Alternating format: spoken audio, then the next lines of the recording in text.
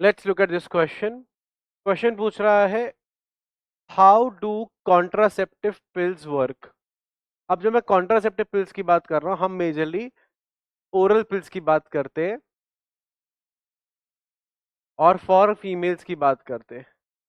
पहले तो ये दिमाग लगा लेना, फीमेल्स वाली पिल की बात हो रही है, मेल्स के लिए कोई पिल आती नहीं है ना। कुछ भी अगर नुस्खे मेल के लिए आते हैं तो उसकी बात सिलेबस में नहीं की जाती है। We always talk about female and always talk about oral pills. Vaginal pills जो कि स्पर्मिसाइडल जेली में या क्रीम में कन्वर्ट हो जाती हैं, फोम में कन्वर्ट हो जाती हैं, वैसी वेजाइनल पिल्स की बात नहीं हो रही है। We talking about contraceptive oral pills. हालांकि क्वेश्चन में क्लैरिटी गिवन नहीं है, लेकिन बाय डिफॉल्ट हमारी अंडरस्टैंडिंग जब भी कॉन्ट्रासेप्टिव पिल आएगा तो हम ओरल पिल्स की ही बात करेंगे। ओके, तब ओरल पिल्स जो होती हैं, ठीक है ना, उसमें है नॉन हार्मोनल एंड हार्मोनल। सहेली है नॉन हार्मोनल और बाकी पिल्स जनरली कैसी होती है, हार्मोनल। तो यहाँ पे स्पेसिफिक नहीं दिया है हार्मोनल या नॉन हार्मोनल, तो हम दोनों के ही कैरेक्टरिस्टिक्स को स्टडी करेंगे। आइए पढ़ते हैं। तो इनहिबिट्स ओव्यूलेशन एंड इम्प्लांटेशन। भाई ओव्यूलेशन इनहिबिट हो गया तो ऑटोमेटिकली इम्प्लांटेशन इनहिबिट हो जाएगा। मोर ओवर, अगर फर्टिलाइजेशन हो गया और फेलोपियन ट्यूब ने सही से काम नहीं किया तो भी इम्प्लांटेशन नहीं होगा। प्लस अगर यूट्रस की लाइनिंग पतली बनी तो भी इम्प्लांटेशन नहीं होगा।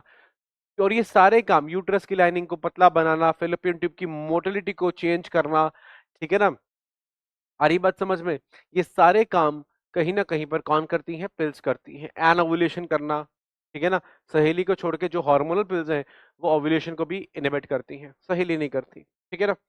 तो इसमें आ, ये बिल्कुल सही है, ये कॉन्ट्रासेप्टिव पिल्स करती हैं।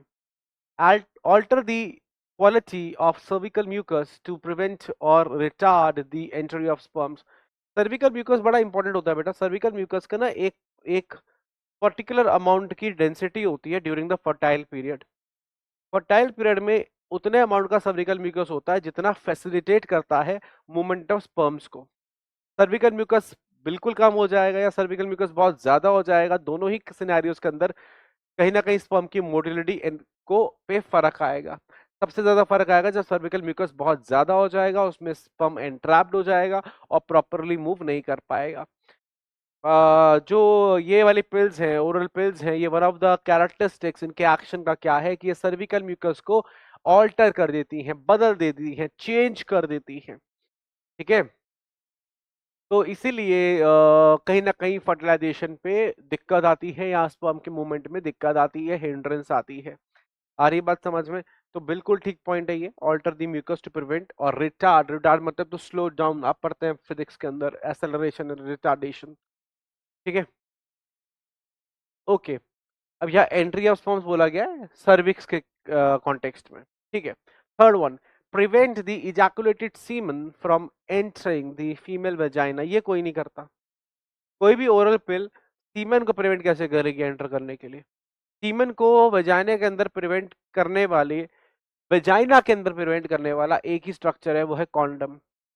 कॉन्डम के अलावा कोई भी ऐसा स्ट्रक्चर नहीं है जो वेजाइना के अंदर सीमन को आने से रोके, ठीक है ना।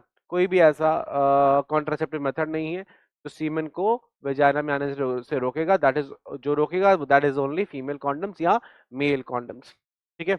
Not even diaphragm and cervical caps, वो भी आगे सर्विक्स में जाने से रोकते हैं सीमन को, वेजाइना में आने से वो भी नहीं रोकते हैं। चौथा है इनहिबिट स्पर्मेटोजेनेसिस। ऐसा कुछ नहीं होता। मैंने कहा ना, ये पिल्स जो है फीमेल के खाने वाली हैं, फीमेल्स खा रही हैं, तो इसका इम्पैक्ट भी फीमेल के ऊपर ही होगा। ऐसा नहीं है कि फीमेल ये पिल खाएंगी, फीमेल ने सहेली वाली पिल खाई और मेल का स्पर्मेटोजेनेसिस बंद हो गया, ये ऐसा नहीं होता है, ठीक है। तो आंसर क्या हो गया बेटा? वन सही है, टू सही है, तो one and two are your answers. तो आंसर क्या हो गया? बी हो गया। क्या लॉजिक लगाया हमने? Basic mechanism, basic mechanism of contraception of pills as given in NCERT, as given in, कहाँ किया है? as given in NCERT। आपने ये किताब पढ़नी है, सुना होगा आपने, ठीक है ना, इस किताब के पढ़ लीजिएगा। और ये आपका बी क्या हो गया है, आंसर हो गया। That's your answer and this is your concept.